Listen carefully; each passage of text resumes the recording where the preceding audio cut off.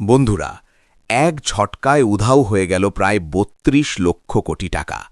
বিশ্বজুড়ে বিনিয়োগকারীদের চোখের সামনে এই বিপুল অঙ্কের সম্পদ কার্যত গলে গেল কয়েক ঘণ্টার মধ্যেই।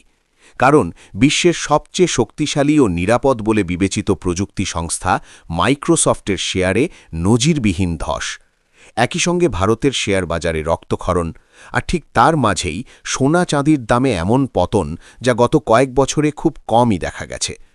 ঘটনাগুলো আলাদা আলাদা নয়, এই মুহূর্তে এগুলোকে একসঙ্গে না পড়তে পারলে সামনে কি অপেক্ষা করছে তা বোঝাই যাবে না। এই মুহূর্তে বিষয়টি গুরুত্বপূর্ণ কারণ সবকিছু ঘটছে ঠিক বাজেটের আগে।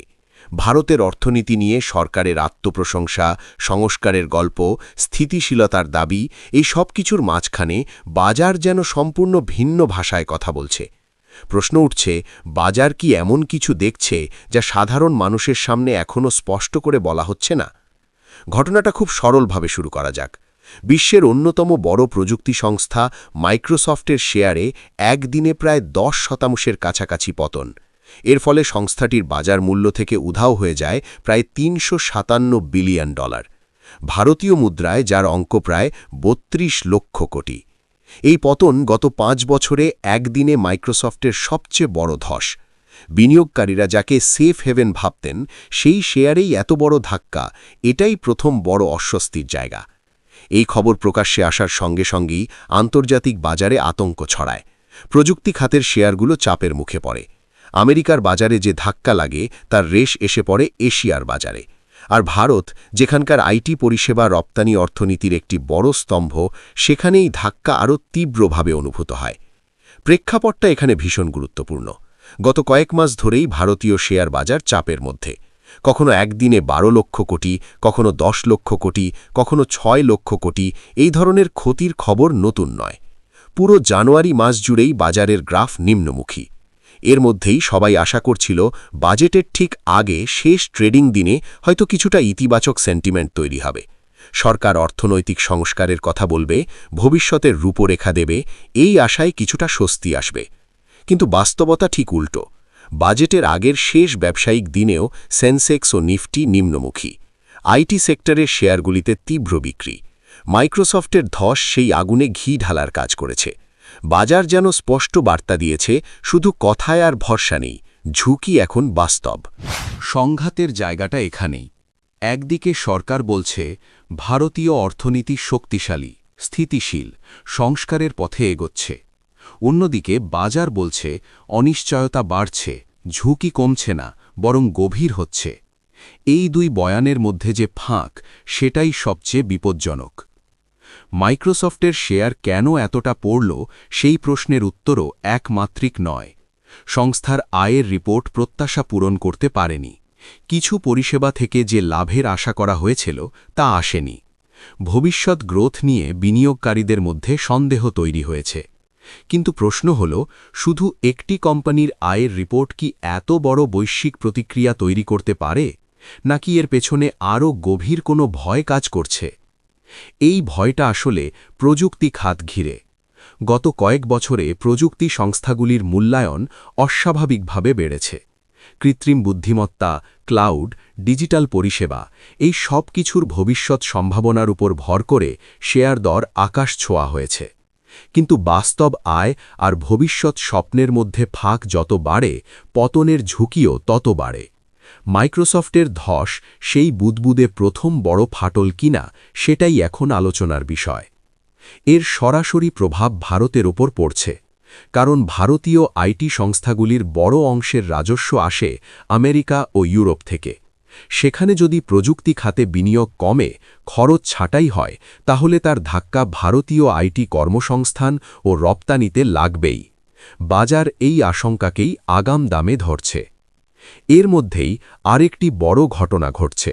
সোনা ও চাঁদির দামে তীব্র পতন। মাত্র ২৪ ঘণ্টার ব্যবধানে চাঁদির দাম প্রায় ২৪,০০০ পর্যন্ত কমে গেছে। সোনার দামও প্রতি ১০ গ্রামে প্রায় ৮,০০০ নেমেছে। কয়েকদিন আগেই এই ধাতুগুলোর রেকর্ড উচ্চতায় ছিল। হঠাৎ এই উল্টো স্রোত কেন? সাধারণ ব্যাখ্যা হল কারেকশন। দাম খুব দ্রুত বেড়ে গেলে কিছুটা ঠিক হওয়াই স্বাভাবিক। কিন্তু প্রশ্ন হল, এই কারেকশনটা কেন ঠিক এই মুহূর্তে? বাজারের অন্য অংশ যখন এত অস্থির, তখন সোনা চাঁদির এই পতন কি শুধুই স্বাভাবিক সমন্বয়, নাকি এর পেছনে বড় কোনো লেনদেন, বড় কোনো খেলোয়াড়ের ভূমিকা আছে?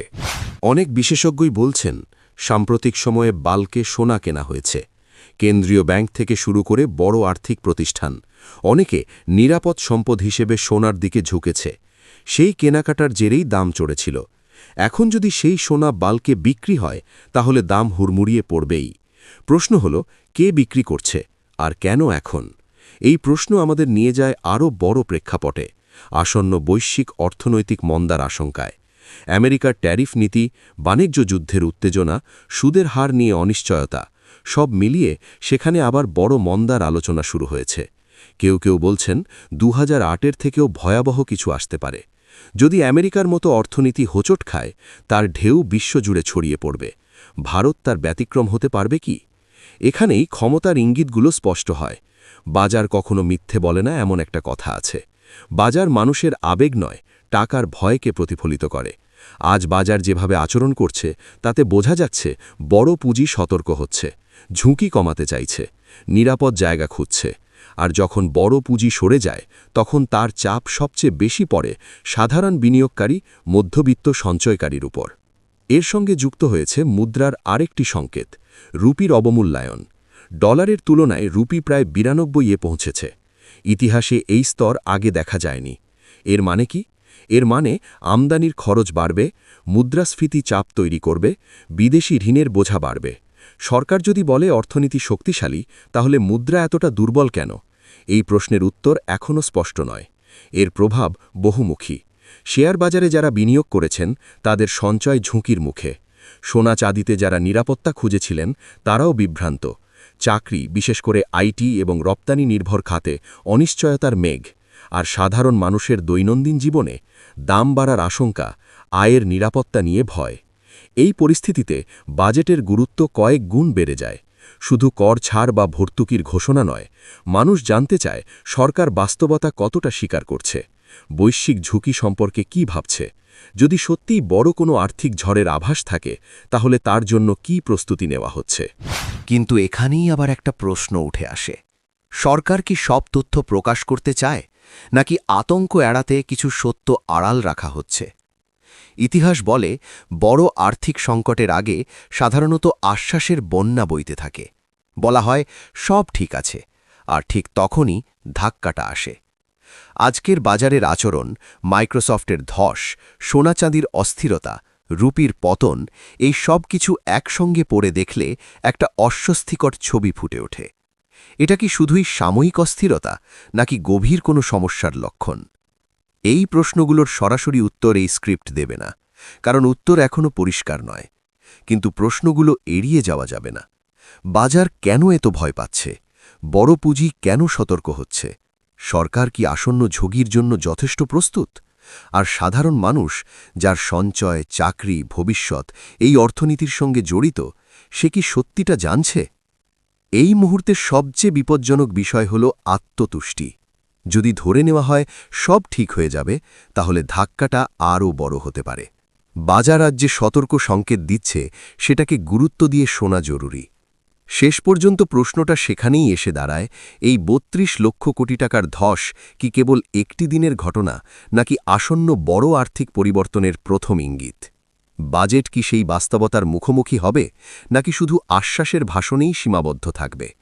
আর আমরা, সাধারণ নাগরিকরা, কি প্রস্তুত সেই সম্ভাব্য ঝড়ের জন্য, নাকি এখনও চোখ বন্ধ করে থাকতেই স্বস্তি পাচ্ছি? জবাব দেবেন আপনারা কমেন্ট বক্সে।